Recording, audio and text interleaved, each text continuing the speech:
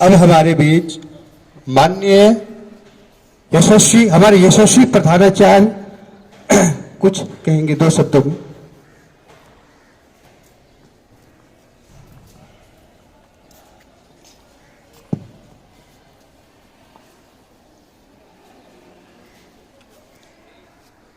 श्रद्धेय आचार्य वृंद, प्यारे छात्रों, 2 शब्द कहने की अनुमति मुझे मिली है तो मुझे लगता है कि भारत माता की जय बोलकर बंद कर देना चाहिए। पर केवल भारत माता की जय बोलने से काम नहीं चलेगा। भारत माता की जय सदा हम लोग करते रहें, इसके लिए लगातार प्रयास करने की जरूरत है। हम सब जानते हैं 15 अगस्त 1947 के पूर्व भारत माता की जय बोलने वालों को सजा दी जाती थी, कठोर सजा दी जाती थी, और यह एक मंत्र बन गया कि भारत माता की जय बोलते हुए हजारों हजार भारत के वीर, आजादी की लड़ाई में लड़ने वाले योद्धा शहीद हो गए, लेकिन इस मंत्र को कोई दबा ना पाया। 15 अगस्त 1947 को जब अपना देश आजाद हुआ, येन केन प्रकारेण भारत का काम चलना प्रारंभ हुआ और देश तो आजाद हो गया। अपना कोई संविधान नहीं था। इसके लिए विचार किया गया कि अपने देश में अपना संविधान हो। इसके लिए कई बैठकें हुई, समिति बनी। समिति बनने के बाद यह निर्णय हुआ कि भारत का संविधान भारत की आवश्यकता के अनुरूप हो। 47 में जब देश आजाद हुआ तो उस समय अनेक प्रकार की समस्याएं भारत में थी। उन समस्याओं का समाधान कैसे होगा, इस पर विचार हुआ। उस अनुरूप संविधान हुआ। सबको समानता का अधिकार नहीं था। फूट डालो शासन करो की नीति पर अंग्रेज अपने भारत में शासन कर रहे थे। सभी वर्गों को अलग अलग बांटकर हमें कमजोर कर दिया गया।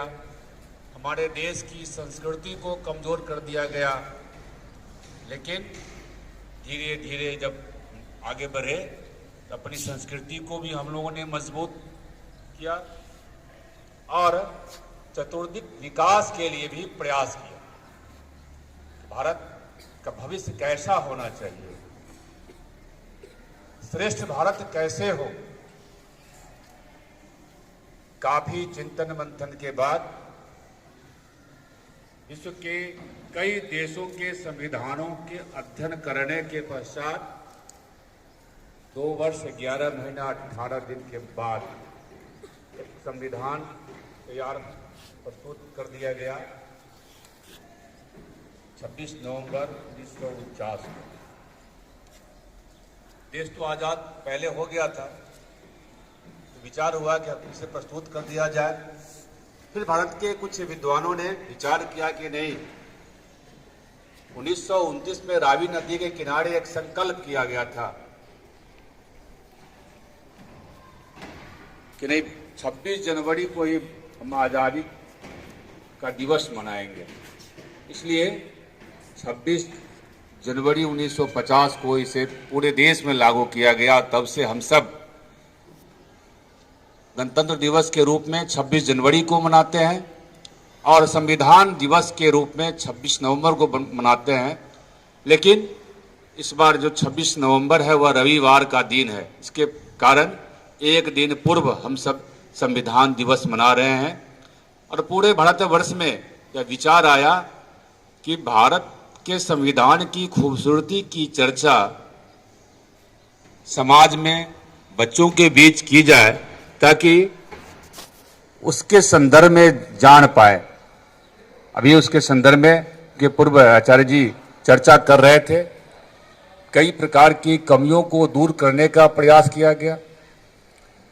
आज भी हमारा भारत विश्व में एक पहले स्थान पर नहीं है। पहले स्थान पर विश्व में भारत आए, इसलिए भारत सरकार लगातार प्रयास कर रही है। आप सबको याद होगा, कुछ दिन पूर्व एक निबंध बच्चों से लिखवाया गया था कि 2047 का भारत कैसा हो। आप कैसा भारत देखना चाहते हैं? देखिए, आप किस प्रकार के भारत को देखना चाहते हैं?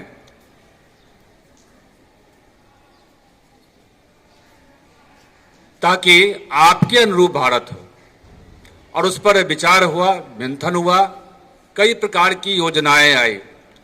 लेकिन जो सबसे मुख्य बात है कि जब तक भारत के बच्चों में, भारत के नागरिकों में भारत के प्रति निष्ठा नहीं आएगी, भारत के प्रति ईमानदारी नहीं आएगी, भारत के प्रति भक्ति नहीं आएगी, तब तक देश का पूर्णतः विकास, सर्वांगीण विकास संभव नहीं है। अतएव भारत के बच्चों के अंदर भारत भक्ति आए, भारत भक्ति की भावना से वह ओतप्रोत हो। खास करके संघ और विद्या भारती के विद्यालयों में इस पर विशेष बल दिया जाता है। आज हम सब संविधान दिवस मनाने के निमित्त यहाँ उपस्थित हुए हैं और इसमें भाग लेने वाले सभी आचार्यवृंद को साधुवाद, भैया बहनों को भी धन्यवाद। अभी प्रतिज्ञा होनी है। जो प्रमुख इसके बहनें हैं यहाँ खड़ी है, अब सबको हिंदी और अंग्रेजी दोनों में प्रतिज्ञा हो गई है। तो आप लोगों ने प्रतिज्ञा में देखा होगा, सुना होगा कि भारत का संविधान की जो प्रस्तावना है वह क्या है। जब आप अभी छोटे छोटे भैया बहन आप हैं, आगे बढ़ेंगे, उस पर प्रत्येक शब्द पर जब चिंतन करेंगे, मंथन करेंगे, तो भारत का भविष्य उसमें नजर आएगा और उस अनुरूप हम आगे बढ़ेंगे। इन्हीं शब्दों के साथ मैं अपनी बात यहाँ पर समाप्त करता हूँ। भारत माता की, भारत माता की।